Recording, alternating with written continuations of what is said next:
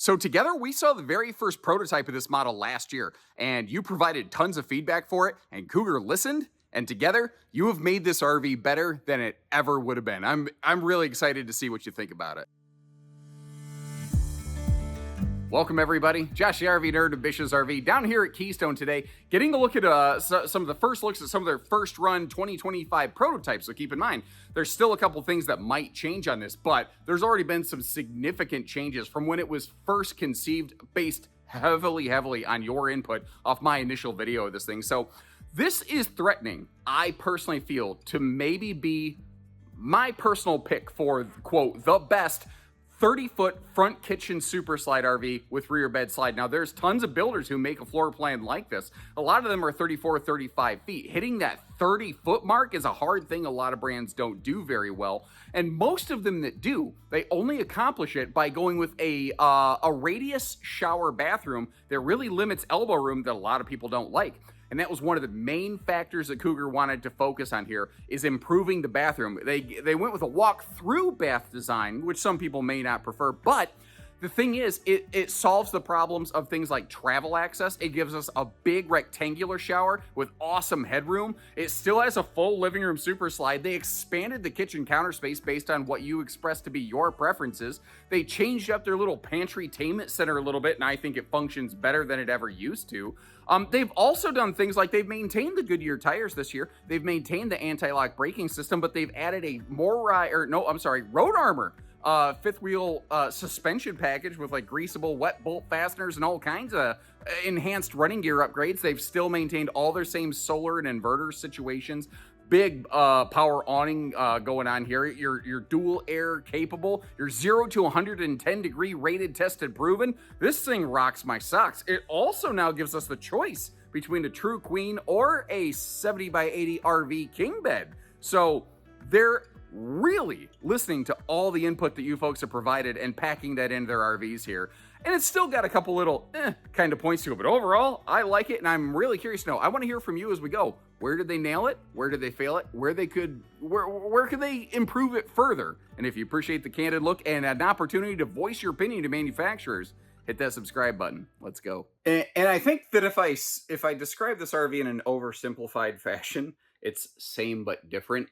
The thing is, though, it's not that it's necessarily a completely unique concept. It's just that they've executed the idea of this, 30-foot front kitchen super slide with rear bed slide floor plan a little differently than anyone else I've seen. Now, every RV still has its benefits and drawbacks. That's why I put those in the very early flyby footage, just to give you a fair idea of what we're getting into here. Like, this RV has painfully limited campside window coverage. That's just not something that this one does very well. So if that's a really important hot button, big ticket item for you, this is not the right camper for you. But if you're okay with that, maybe you prefer a little more privacy. I don't know. Like you don't mind having the windows on the neighbor's side and you just pull the shades. There's some places where people live where it's just screaming hot. They don't care where the windows are. They just leave the shades pulled all the time. That's where this one might come in handy. Now, they went with a literal straight direct facing entertainment center right here. And it maybe looks a little plain. That's like the worst I think I can say about it. But it's because the whole entertainment center, it's a pantry-tainment center. It's a door to all the storage behind it. You got that electric space heat and Tootsie toaster below. The RV's got holding tank heaters. Cougars are actually 0 to 110 degree rated, tested, proven. They might be capable of achieving more. That's just all the testing that they've done. You've got a single 15,000 BTU air standard on these, but they're 50 amp and always going to be second air ready. You can get a second air either aftermarket or straight from the factory, depending on what you're looking at here. The decor gives it a very kind of light, bright, open, airy sort of feeling. And I want to give them credit. A lot of manufacturers that have a nose shaped like a Cougar RV do not give you good overhead cabinet storage space up there in that front kitchen. And I feel like they did it better than most over here. They've gone away from the Bluetooth command center system on this. So no more, what was it? Was it In Command? Yeah, In Command is what Cougar used. There's so many different systems. I get them mixed up. But they do still have dimmer switch lighting both in the slide, in the bedroom, and in the main cabin. It's just a, more analog switch instead of a digital design kind of setup, Normally, you'd have a booth dinette here. You have the option of going with the table and chairs. In different floor plans, the table and chairs option looks different. In this floor plan, it's that kind of, I call it, Franken booth bench kind of thing, where it's a half dinette, half table and chairs with the floating storage ottoman. The reason that you don't get that in every single floor plan is that some of their models, they're a little smaller in the seating space, and they don't have the extra room to allow for that extra floating bench. So some of them are just 4 floating chairs. Now, this is one of those areas where your feedback made a difference. When they first prototyped this floor plan, over in this corner, they had an additional cabinet, and it made the RV look non-symmetrical up front, and it limited the counter space. You're going to see in a minute, this thing has plenty of cabinet and storage space. So what they did is they opened this up, but they put some outlets over there, both USB type A and C, and inverter prepped household outlets. Now we're actually looking at a copy of this RV today with one of their 2 more advanced solar packages. So that actually has, like, if you were off battery power, you could run that household outlet over there, like enough to run a coffee maker, some cool things like that. Their cabinetry is all pocket screwed lumber core. I was very surprised to see. Maybe it's this floor plan only. I have to go check a couple other ones. But this floor plan, they are rocking a smaller oven than they usually do. Normally, Cougar is very good about giving us like the 21, 22-inch ovens. And that looks like more like that 15-inch small variety. So, if you hit a bird on the way to your campsite, that could cook a pigeon, but it's not going to cook a pheasant. That should be how we measure our oven sizes in the United States, by the way.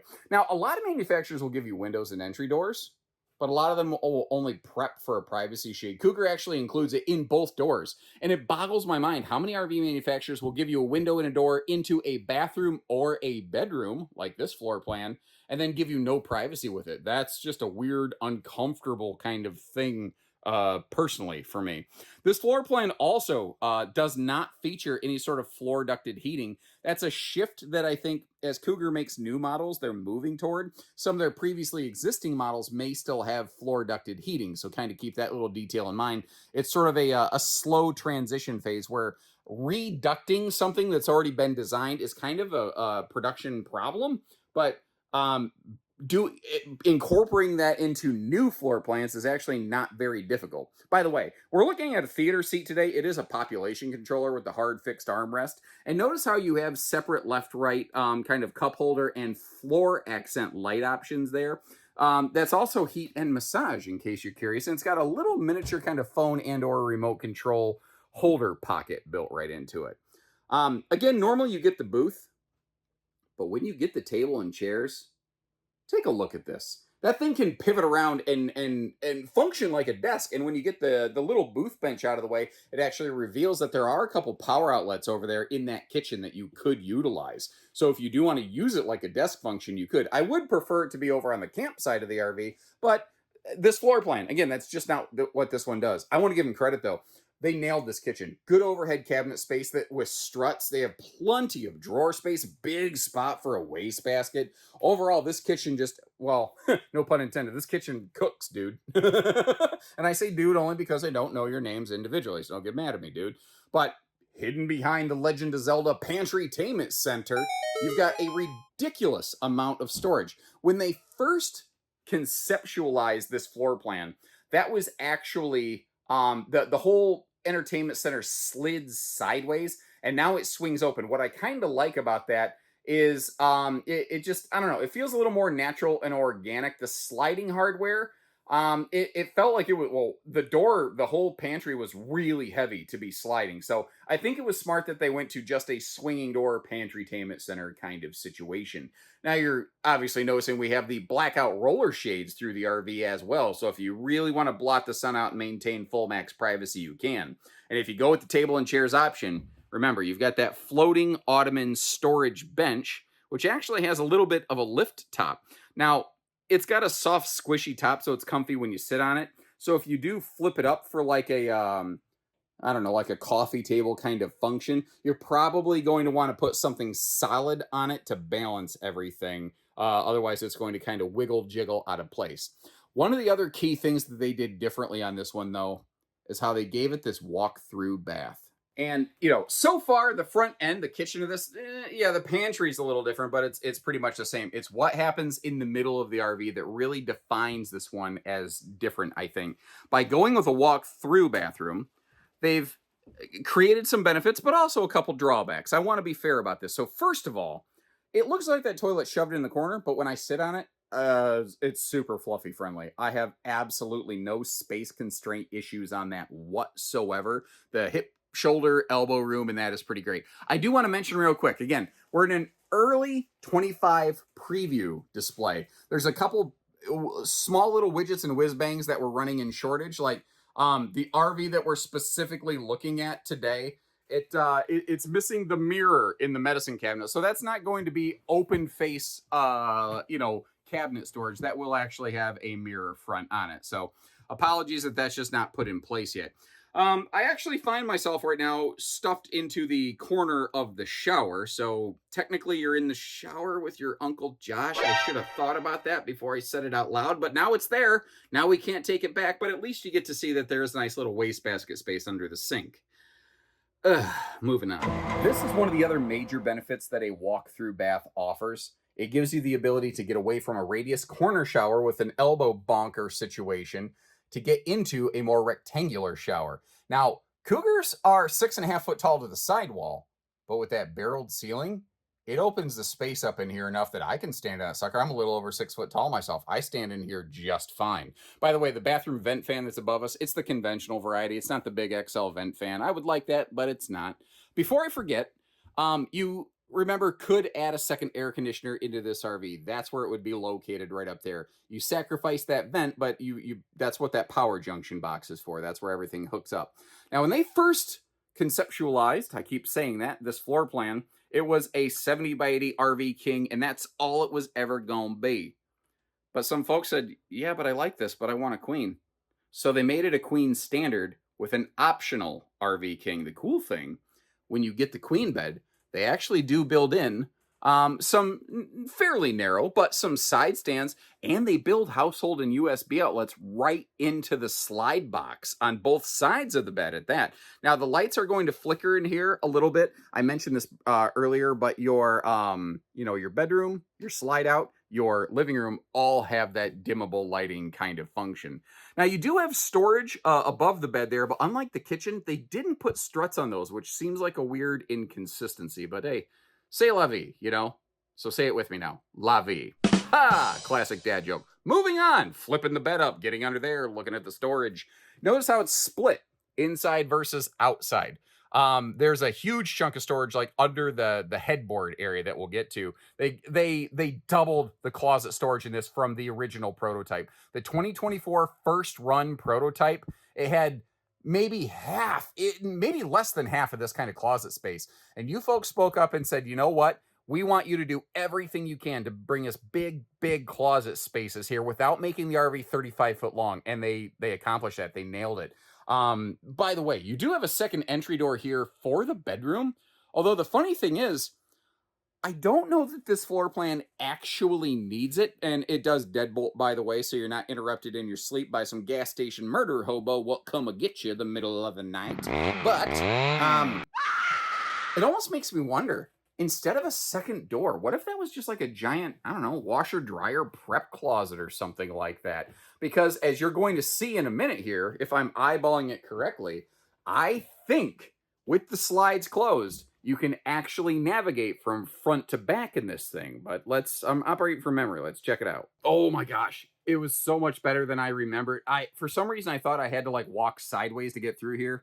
None of that. You don't have to do any of that. So I'm standing in the front kitchen from the door. You can obviously access that. You can walk straight through this sucker, and you can get back here to the bathroom space very easily. So this is probably one of the most travel functional 30-foot front kitchens that are out there. However, this slide system, it does not like being sat in and occupied while the slide is closed. So you probably should not use that bed while it's retracted. And if things like that, the proactive don't break your camper info is handy for you, do me a favor and hit that subscribe button. Or if you're a returning member of the RV Nerd Herd, just be like, hey, thanks, nerd. Now, before we get into the weights and measures and the towing talk and all that kind of stuff, the outside features, major major construction change on these. They have gotten rid of the wood in the walls. They got rid of the Luan wall paneling, and they have gone to all composite paneling on the inside and outside layers of the wall. So the side walls, the slide walls, the rear wall, like all that stuff is now all aluminum, block foam, and composite kind of material. That's a major shift forward that Cougar is currently the only brand at Keystone that does it all the way across the board, from their travel trailers up through the big cat fifth wheels, because I kind of call these kittens. And they have had composite flooring for several seasons, since like 2016, I think now. A bunch of Keystone trailers like these have been doing composite flooring, and they finally adopted the composite wall structures. So I'm not telling you the RV's waterproof and weatherproof. You still got to take care of it. There's still seals. The roof is still stick built. It's still a walk-on snow load stick built roof. But let's say, God forbid, you do have a problem. You have a lot more time to get that sucker fixed before things start to delaminate and fall apart. And I know a lot of people that have been waiting for this. I never thought they would do it. Keystone said for years, we're not going to do that. Well, turns out when your money's on the line, they find a way to accomplish that. And first things first, as we step outside here, I want to issue some cautionary information that may actually disqualify the largest segment of potential buyers for this floor plan. And if you appreciate how we're putting your safety before the sale, and we really provide that candid transparency, hit the little like button on the video or something. I don't know. Anyway, it's just under 7,000 pounds dry weight. So a lot of people who sell RVs and a lot of people who train the people to sell RVs, they're going to tell you, oh yeah, this is half-ton towable all day long. Don't you worry. Just hand me that paycheck. If it was based exclusively off dry weight, maybe I could agree with them, but that's not how towing works. When you are in a front kitchen with a lot of construction debt on the nose, plus a super slide that largely exists in front of the axles, front kitchens are notoriously hefty on hitch weight. So as a result, your common average half-ton is probably not properly suited to handle this RV. And there could be some half-tons that are capable of doing it, but you need to also match up your vehicle's payload rating against the expected loaded hitch weight of this RV. And wouldn't you know it, I've got a whole video on that topic if you'd like to learn more about it and teach you how to fish instead of just giving you, an individual one-off answer. Now, normally by default, these are inverter prepped. They have a 220 watt solar panel. What we're looking at here is an enhanced optional solar package, the 440 package, and it includes that 2,000 watt inverter, that big box that we saw down there. There's also now dual solar panels up on the roof, which you saw in our early flyby footage. You'll actually get to see them kind of peeking up over the roof line here as we go. You've got a separate dedicated disconnect specifically for the solar package, which is the correct way to do it. If a manufacturer doesn't include a solar disconnect, then the RV's charge controller runs the risk of potentially getting burned out while the RV is just in storage. That's a whole topic for an entire video, by the way. Oh my Lord. That is a long, look at the size of this awning. Oh my gosh. And look at how nicely it covers the entry doors. This is a dream setup for rainy day camping. This is what you want to find if you want to maximize your rainy day camp time. You don't want to be stuck inside the whole time. This is what you want to find right here. Now, between the entry door and that awning arm, you see that black rectangle? That's actually a stovetop exhaust vent hood. So it is breathing your hot air out of the RV, which is a handy dandy feature, especially when you're somebody like me that breathes a lot of hot air. I don't know what that sound was. That was so weird. Goodyear Endurance Radials making another comeback for the 2025 season. Anti-lock braking making another comeback for the 2025 season. I'm very happy to see that. I was very pleasantly surprised to see what's in between those tires. This is a leaf spring suspension system, like a lot of travel trailers. But normally, this used to ride on a completely untreated suspension package, which meant that this thing banged down the road potentially pretty hard.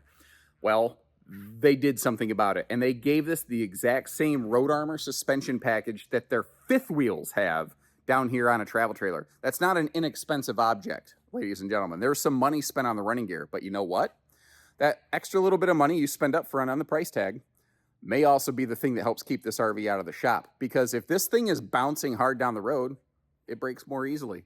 If it's shock dampened, it's less inclined to rattle trap apart. Another cool thing that they're going to start implementing for the 25 season is like if you're outdoors and you want to open that awning, you used to be able to Bluetooth link to the RV to remote control it open off your phone. But not everybody loves tech packages like that.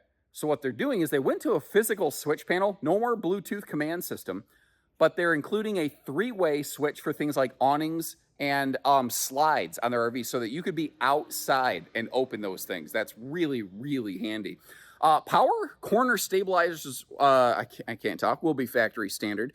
Auto leveling is an available option. So this is a potential auto level brand. You can, if you want it basic, like one air power standard jacks, you can. You want to get some more advanced solar, you want auto leveling, you want second air, all that stuff is available on these. And I personally like when you don't have to go sourcing off Amazon.com, a telescopic removable ladder. I personally like when ladders are just factory attached all the time. That's just my nerd preferred way of doing things here. Now, over here, under the headboard of the bed, because they don't have a full front pass-through, they wanted to make sure they gave you something for decent outside storage. And I don't even know how well you can even determine scope and scale on this. It's a little dark in there. Hold on, let me click the little button. Let me shed some light on the scenario so you at least have a little bit of a look at what's going on in here. All the extra little storage footage like this that I put together, it takes a lot of extra time. So hopefully that's, useful information for you. Backing our way up here, they made a major update that I only just discovered. I wasn't even aware of it until just like 2 seconds ago. Normally, when you have a bathroom in the middle or the back of the RV, and you have a kitchen all the way in the front of the RV, you'll have multiple gray tanks and one black tank. So like if you look at the specs on this, it looks like the gray water is much, much larger than the black. It's because you have a gray tank dedicated for the front kitchen and then a second one for the bathroom. But normally with a front kitchen, you have a front sewer outlet and a rear sewer outlet that I call a poop hydra. It's a 2-headed sewer monster. They fixed it. They know that people don't like that, and they managed to actually cross-plumb everything together to outlet out the back area effectively, basically just between the two slides, so that you don't have to do the poop scoot boogie and slide between two different hookups. I didn't expect that. I expected it to have the dual sewer hookup, I guess, challenge or flaw, and this is proof that it can be done all in one. Now, there's plenty of other RVs in what I call this floor plan family, like a Rockwood. I'll tell you, Rockwood I've generally considered to be the kings of front kitchens. I think that this might be that dark horse that maybe usurps them in that 30-foot range. I don't know. I really have to boil them down side by side. But what I'm going to do is leave some links in the description where you can see where we have one of these parked and what we're asking, but also the other builders of similar floor plans like this that I've had a chance to record. Coachman does a good one. Again, Rockwood, Jayco, there's other builders with something like this. Let me know which one you would go with and why.